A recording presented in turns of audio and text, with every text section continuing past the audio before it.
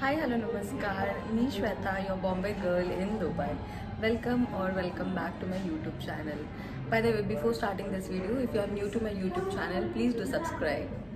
So काय मग मंडळी विचार करताय दुबई ट्रिप प्लॅन करायचा, पण माहीत नाही आहे कोणत्या सीझनला ट्रॅव्हल करावं आणि बजेट फ्रेंडली कसं ट्रॅव्हल करायचं. सो हे सगळं मी या व्हिडिओमध्ये समजवणार आहे. हा व्हिडिओ 5 एपिसोड्सचा असेल, सो सगळे एपिसोड्स नक्की बघा.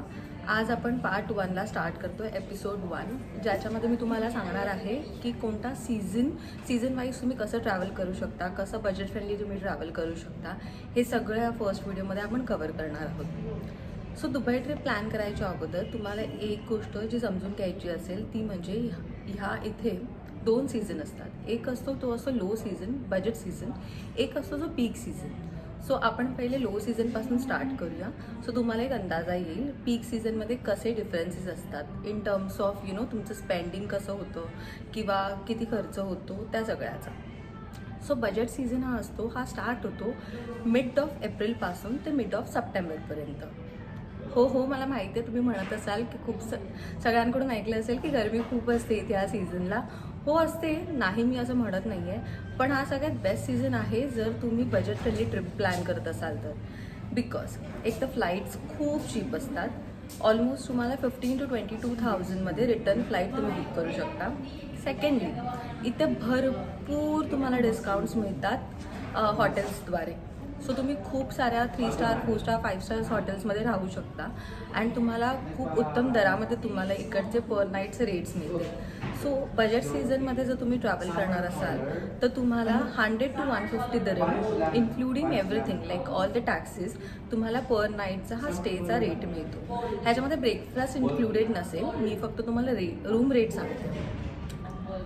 थर्ड जे मेन इम्पॉर्टंट आहे ते इथे जे काही टुरिस्ट अट्रॅक्शन प्लेसेस आहेत ते सगळे एअर कंडिशन्स आहेत. त्याच्यामुळे तुम्हाला काही असं टेन्शन आहे. तुम्ही बुर्ज खलिफाला व्हिजिट करा किंवा like Dubai frame, museum of the future कुठेही गेला तरी इथे सगळीकडे तुम्हाला एअर कंडिशन्ड सगळं वातावरण आहे. सो त्याच्यामुळे तुम्ही आरामात ट्रॅव्हल करू शकता.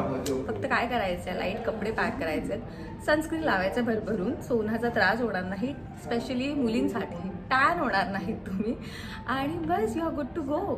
पण हे जर तुम्ही पीक सीझनमध्ये ट्रॅव्हल केलात, पीक सीझन स्टार्ट होतो नोव्हेंबर टू मिड ऑफ मार्चपर्यंत. सो जर तुम्ही पीक सीझनमध्ये ट्रॅव्हल केलात तर असं होतं की जे तुम्ही म्हणजे पैसे वाचवणार असाल बजेट सीझनमध्ये त्याच्या दुप्पट तिप्पट तुम्हाला खर्च होतो. बिकॉज इथे फ्लाईट्स खूप एक्सपेन्सिव्ह ह्या टाईमवरती, कारण का ह्या टाईममध्ये ह्या ड्युरेशनमध्ये वेदर इथे खूप छान असतं, खूप थंड असतं, खूप मस्त वातावरण असतं. त्याच्यामुळे जगभरातून जे पण टुरिस्ट येणार आहेत ते ह्या टाईमवरती प्रिफर करतात येणं, ज्यांना ऊन वगैरे सहन होत नाही किंवा ज्यांना ज्यांचं बजेट आहे आणि ते ट्रॅव्हल करू शकतात. सो ते ह्या सीझनच्या ड्युरेशनमध्ये ट्रॅव्हल करतात. त्याच्यानंतर तुम्हाला जी एअरफेअर असते ते ऑलमोस्ट तुम्ही 2x or 3x पे करता. बजेट सीझनमध्ये जर तुम्ही विदिन 20 to 22च्या अप्रॉक्स म्हणजे 22च्या अंडरच तुम्ही तुमची फ्लाईट तिकीट जी असेल ती रिटर्न मिळते तुम्हाला. सो हे जर तुम्ही पीक सीझनमध्ये याल तर तुम्हाला almost flight ticket 35,000 to 40,000 return अशी मिळेल. पण त्यासाठी पण तुम्हाला जर एक 45 to 60 डेज जर तुम्ही प्रायर बुकिंग केलं किंवा त्यापेक्षाही जास्त तर देर इज अ चान्सेस की तुम्ही कमी पैशांमध्ये बुक करू शकता. पण जी सेकंड मोस्ट इम्पॉर्टंट गोष्ट आहे जी म्हणजे आहे तुमचं अकॉमोडेशन, राहणं, हे खूप एक्सपेन्सिव्ह असतं. कारण का बजेट सीझनमध्ये जर तुम्ही ट्रॅव्हल केलात ना तर तुम्हाला इथे बिझनेस खूप लो असतो, म्हणजे एकदम असा लो म्हणता येणार नाही, but compare to the peak season tourism इतकं नसतं. त्याच्यामुळे बरेच सारे हॉटेल्स जे असतात ते भरभरून डिस्काउंट्स देत असतात स्टेजवरती किंवा मील प्लॅनवरती. हे तुम्हाला पीक सीझनमध्ये नाही मिळत, कारण का हा फॉर अ हॉटेल्स हा त्यांचा रेव्हेन्यू जनरेटिंग मंथ्स आहेत त्यांच्यासाठी. सो इथे आलात तुम्ही तर तुम्ही जे बजेट सीझनमध्ये जर तुम्हाला आपण एखाद्या फॉरेन कंट्रीमध्ये जातो तर आपल्याला एक इच्छा असेल की अरे मी 4 स्टारमध्ये राहणार, मी 5 स्टारमध्ये राहणार, ते सगळं तुम्ही बजेट सीझनमध्ये करू शकता. आणि हे जर तुम्हाला पीक सीझनमध्ये करायचं असेल तर ऑलमोस्ट 1 नाईटचा स्टे जो तुम्ही 150 to 200च्या अंडर 150 to 200 दिरहमच्या अंडर जे तुम्ही करू शकता, राहू शकता, हेच पीक सीझनमध्ये स्टार्ट होईल 600 to 650 दिरहम, ऑलमोस्ट 3x. त्याच्यानंतर इथे ह्या सीझनवरती टुरिस्ट इतके असतात की तुम्ही ह्या वेळेला म्हणजे तुम्हाला सगळीकडे क्राऊडच बघायला मिळेल. त्याच्यामुळे जर तुम्हाला बजेट फ्रेंडली जर दुबई ट्रिप प्लॅन करायची असेल तर आय वुड सजेस्ट की तुम्ही हे जे बजेट पिरियड जे मी तुम्हाला सांगितलं आहे ह्या सीझनमध्ये like mid of April to mid of सप्टेंबरमध्ये तुम्ही ट्रॅव्हल करा. अजून एक गोष्ट जी मला तुम्हाला सांगायची ती म्हणजे जर तुम्हाला मिरॅकल गार्डन आणि ग्लोबल विलेज हे बघायचं असेल ड्युरिंग अ बजेट सीझन तर तुम्ही काय करा, तुम्ही लाईक एप्रिल किंवा मे, मिड ऑफ मे या ड्युरेशनमध्ये तुमची दुबई ट्रिप प्लॅन करा.